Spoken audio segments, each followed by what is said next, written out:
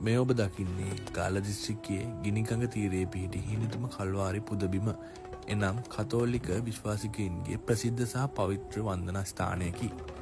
මේ ආරම්භය සිදුවන්නේ 1948 දීය.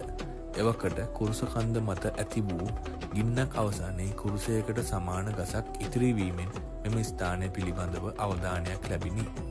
එම අත්දැකීම මත එවකට සිටි ෆාදර් සිරිල් එදිරිසිංහ පූජකතුමා Way of the Cross ආරම්භ කළ අතර පසුව කන්ද මත දේවස්ථානයක්ද ඉදිකෙරින 1958 දී මේ නිල වශයෙන් රදගුරු දේවස්ථානයක් ලෙස පිළිගැනීමත් සිදුවිය. අද වන විට මෙය කතෝලික ජනතාවගේ චතාරික සමයේ විශේෂ වන්දනා ස්ථානයක් වී ඇත. විශාල කුරුසය සහ මාර්ගයේ පිහිටි ස්ථාන 14ක් මගින් කතෝලිකයන්ට මෙන්ම අන්‍යාගමිකයන්ටද ජේසුතුමාගේ දුක් ගමන සීකරමින් ගැඹුරු ආත්මීය අත්දැකීමක් ලබා දෙයි. ලංකාර පරිසරය, පිරිසුදු ගගේ දර්ශන, කන්දේ උස සහ සංසුන් වටපිටාව මේ ආත්මීය අගය තවත් උසස් කරයි. හිනිදුම කල්වාරි ශ්‍රයින් සදාකාලික අගයක් සහිතව දේශිකයන්ට මෙන්ම විදේශිකයන්ට ආත්මීය සංසුන් බවක් ලබා දෙන අගනා ස්ථානයක් ලෙස තවමත් දීප්තිමත් වේ.